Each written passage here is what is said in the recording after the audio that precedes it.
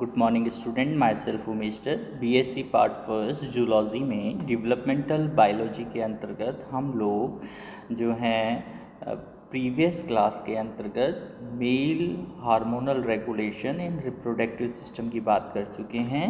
उसी चैप्टर को कंटिन्यू करते हुए आज हम फीमेल रिप्रोडक्शन में जो रेस्पॉन्सिबल हार्मोन्स हैं उन हार्मोन्स की हम स्टडी करेंगे। तो इसके लिए हमें जो है जो जो इसकी इवेंट्स हैं जो जो फीमेल्स की बॉडी के अंदर जो oogenesis की जो रिएक्शन होती है, उस oogenesis की रिएक्शन के लिए जो हार्मोनल रेस्पॉन्सिबिलिटी है उसको हम इस चैप्टर में स्टडी करेंगे।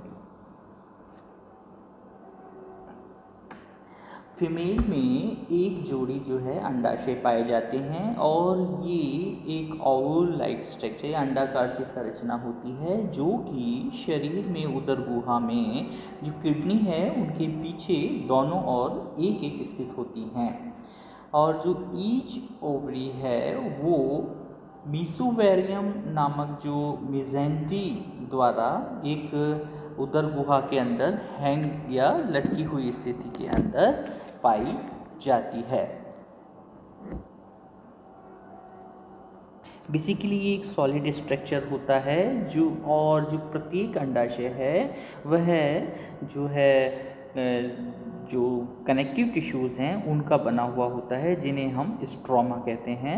अंडाशय की जो बाहर की जो आवरण है पेरिटोनियम कहते हैं, उसके नीचे जो है वो जर्मिनल एपिथेलियल तथा उसकी जो इंटीरियर साइड है उसमें कोलेजन कनेक्टिव टिश्यूज़ की ट्यूनिका एल्ब्यूजिनियम जो लेयर है वो प्रेजेंट होती है। तो ये तीन जो है डर्मिस का जो है अरेंजमेंट है जिसके अंदर जनन एपिथेलियल कोलेजन की जो संयोजी ऊतकों से बनी है ट्यूनिका एल्ब्यूजिनियम और बाहर जो है वो सबसे ऊपर की ओर वो कनेक्टिव टिश्यूज़ की एक लेयर प्रेजेंट होती है।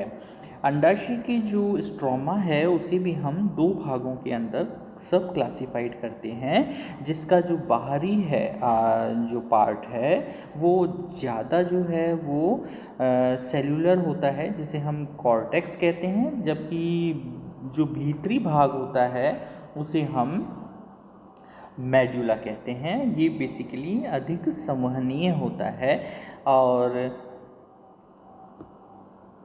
इस पार्ट के अंदर ही जो फॉलिकल सेल्स हैं उनकी डिफरेंट स्टेजेस जो आपको डायग्राम में दिख रही हैं वो प्रेजेंट होती हैं। और जो जो प्रारंभिक जो फॉलिकल सेल है जिसको हम प्राइमोर्डियल फॉलिकल सेल कहते हैं वो एक जो है उगोनिया सेल जो होती है की फॉर्म में प्रेजेंट होती है और इसके चारों ओर एक उपकला की एक जो सिंगल लेयर है वो प्रेजेंट होती है। यह लेयर ही ग्रानुलोसा सेल्स के द्वारा जो है वो फॉर्म्ड होती है। और जब जो है लैंगिक परिपक्वता या जो है वो अपनी एक थ्रेशोल्ड एज को गेन कर लेती है उसके बाद जो ये सेल्स हैं जो जिन्हें हम प्रीमोर्डियल फॉलिकल सेल्स कहते हैं वो फंक्शनल एक्टिव हो जाती हैं और इनकी जो ये उगोनियल सेल्स हैं उनके अंदर ग्रोथ होना शुरू हो जाता है। साथ ही साथ उनके अंतर्गत जो है न्यूट्रिटिव मटेरियल्स का भी जो है संग्रहण होने लगता है। अब ये जो सेल्स हैं इन्हें हम प्राइमरी oocyte सेल्स कहते हैं। आपको डायग्राम में दिख रहा है प्रीमोर्डियल फॉलिकल सेल्स थी, वो प्रीमोर्डियल फॉलिकल सेल्स अब प्राइमरी फॉलिकल्स में कन्वर्ट हो गई हैं। ये मैं आपको पेन से ड्रॉ करके बता देता हूँ।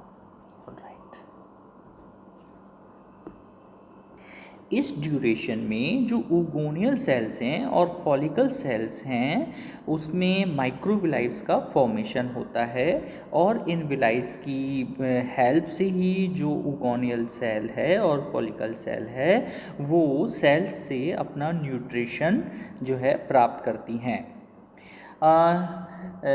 साथ ही साथ जो ये ओगोनियल सेल्स हैं वह जो फॉलिकल सेल्स हैं उनके बीच में एक ग्लाइकोप्रोटीन का एक मेम्ब्रेन बन जाती है जिन्हें हम जोना पैलिडोसा मेम्ब्रेन कहते हैं।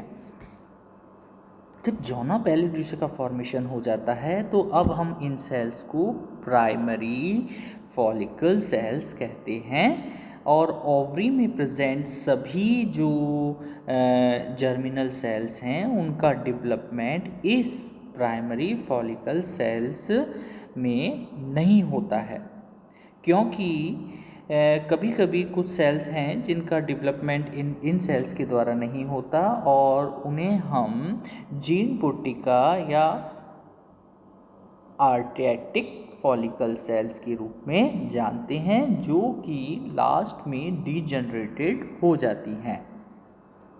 अच्छा, अब जो ये प्राइमरी जो ओगोनियल सेल्स हैं वो जब कंटिन्यूस डेवलप होती जाती हैं और ग्रोथ करती जाती हैं तो जो फॉलिकल्स या ग्रानुलोसस जो सेल्स हैं उनका भी एक्टिवेशन होता है और वो डिवाइड होने लगती हैं।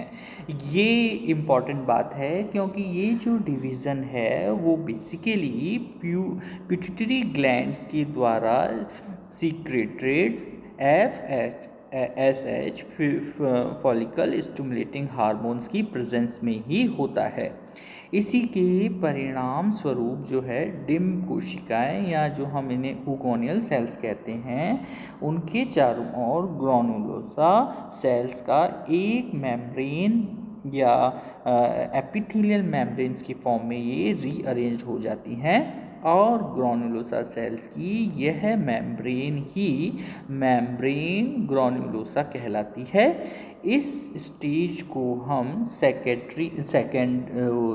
सेकेंडरी ओगोनिया या द्वितीयक पुट्टिका कहते हैं। इस डायग्राम से आपको दिखेगा कि जो ब्रेन में हाइपोथैलेमस की पोजीशन है उसे गोनेडोट्रोपिक रिलीजिंग हार्मोन होता है। पिट्यूटरी ग्लैंड के एंटीरियर पोर्शन से FSH का और LH का सीक्रेशन होता है और ये सीक्रेशन ही जो अपन ने अभी जो ओगोनियल सेल है और या FSH सेल है उन सेल्स के अंदर किस प्रकार से सीक्वेंशनल चेंजेस करता है, क्रमबद्ध परिवर्तन करता है, उसके लिए यह रेस्पॉन्सिबल होता है। अब क्या होता है कि जो सेकेंडरी फॉलिकल सेल्स बनी हैं उन सेल्स में से एक फॉलिकुलर सेल्स में कैविटी या एंट्रियम बनना प्रारंभ हो जाती है और इस कैविटी के अंदर एक फ्लूइड का सीक्रेशन होता है या वो उससे भरा होता है जिसे लिक्विड फॉलिकुलर लिक्विड कहते हैं। कंटिन्यूस डेवलपमेंट के कारण इस कैविटी में जो है वो कैविटी इंक्रीज होती रहती है और इसी के कारण इस सेल का जो है शेप और साइज बढ़ता है। इस समय इस फॉलिकल सेल के चारों ओर का जो स्ट्रोमा है वो कन्वर्ट होकर संयोजी ऊतक की एक डिप्लोब्लास्टिक स्ट्रक्चर या दोहरी स्तर की संरचना को फॉर्म करता है। इस दोहरी स्तर के अंदर जो आंतरिक स्तर है वो बेसिकली ग्रैन्युलर होता है और अत्यंत संवहनीय होता है, यानी ब्लड का उसके अंदर फ्लो जो होगा कंपैरेटिवली ज़्यादा होगा। इसे ही हम थीका इंटरना कहते हैं और जो बाहर का जो डर्म है वो तंतुमय और संयोजी ऊतक कनेक्टिव टिश्यूज़ के स्तर का बना होता है जिसे हम थीका एक्सटर्ना कहते हैं। जो ओगोनियल सेल्स के चारों ओर 2 या 3 स्तर की ग्रैन्युला जो है उपकला क्यूमुलस उफोरस जो लेयर बनती है उसे हम कॉल्यूमुलर उपोरस मेम्ब्रेन कहते हैं। जोना पैलिडोसा की ठीक बाहर की ओर एक्सटर्नल साइड की ग्रानुलोसा सेल्स अन्य सेल से जो है डिफ्रेंशिएटेड होकर कोरोना रेडिएटर का फॉर्मेशन करती हैं।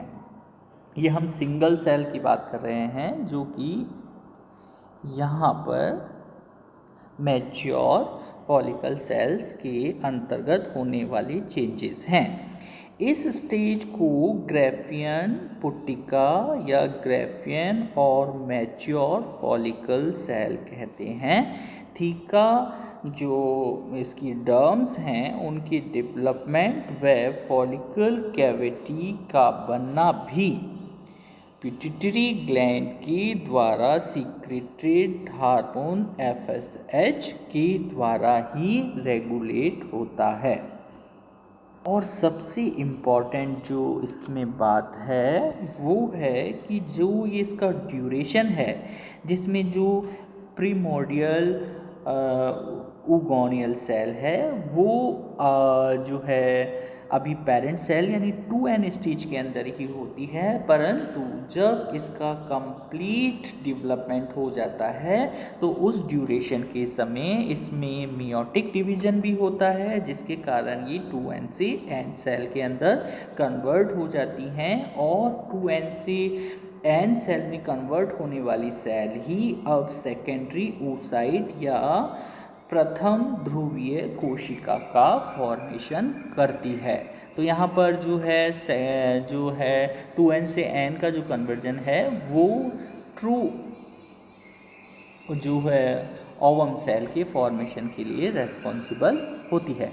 अब हम आगे देखते हैं तो इस डायग्राम में आपको दिख रहा है कि जो सेकेंडरी ओवम है वो सेकेंडरी ओवम रप्चर्ड होकर बाहर फ्री होगा, जिसे ही हम ओव्यूलेशन या डिम्बोत्सर्ग कहते हैं। अब इस पर क्या हार्मोनल एक्टिविटी होती है उसे हम स्टडी करते हैं। तो ग्रैफियन फॉलिकल जब कंप्लीटली राइप हो जाता है, परिपक्व हो जाता है, तो ये ओवरी की सरफेस पर आ जाते हैं और वहाँ पर आकर ये रैप्चर्ड होकर जो है सेकेंडरी ओगोनियल सेल्स को उनकी जो कवरिंग्स है उनसे फ्री कर देते हैं।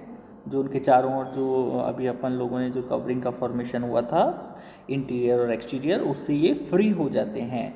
सेकेंडरी जो ओगोनियल सेल्स हैं वो अब फनल जो सिलिएटेड फनल है उसके द्वारा फैलोपियन ट्यूब में पहुंच जाती है। और इम्पॉर्टेंट फैक्ट बात यह है कि जो ये ओव्यूलेशन की एक्टिविटी है या जो ये प्रक्रम है वो कम्प्लीटली पिट्यूटरी ग्लैंड की जो अग्रभाग है उसके द्वारा सीक्रेटेड LH या ल्यूटिनाइजिंग हार्मोन्स के द्वारा कंट्रोल्ड होता है। अब इसी डायग्राम में आपको एक स्ट्रक्चर कॉर्पस ल्यूटियम दिख रहा है। यह भी एक इम्पॉर्टेंट संरचना है।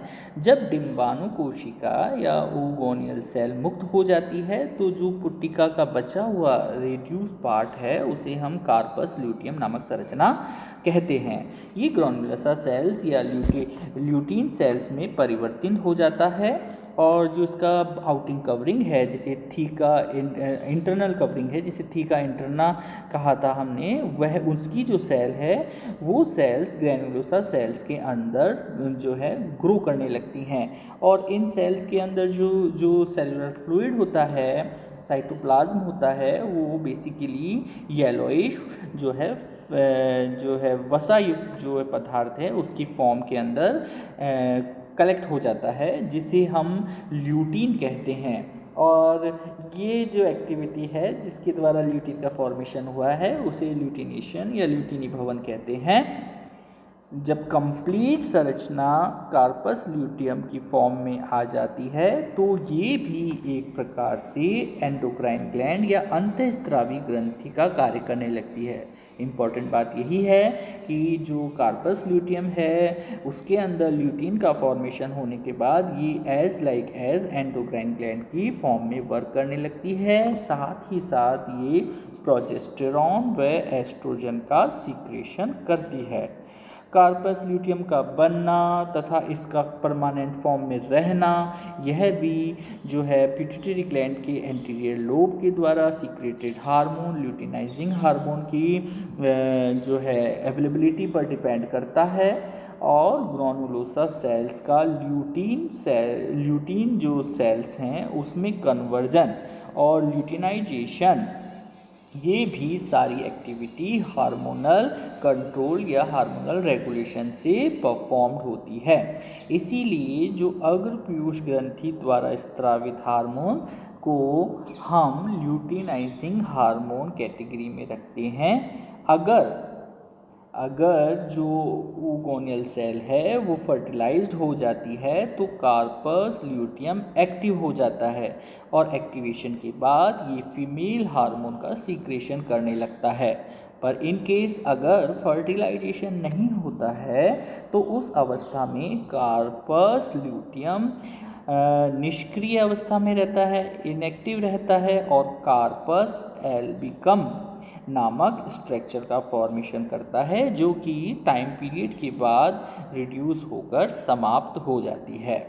तो हम लोगों ने आज की क्लास के अंदर जो फीमेल रिप्रोडक्टिव ऑर्गन है ओवरी, उसके अंदर किस प्रकार से प्रोडक्ट यानी जो अपना ओवम है वो बने और उस ओवम को बनाने के लिए जो हार्मोनल रेगुलेशन है जिसके अंदर FSH हार्मोन और LH हार्मोन रेस्पॉन्सिबल हैं, उन हार्मोन की जो है पार्टिसिपेशन की स्टडी की है।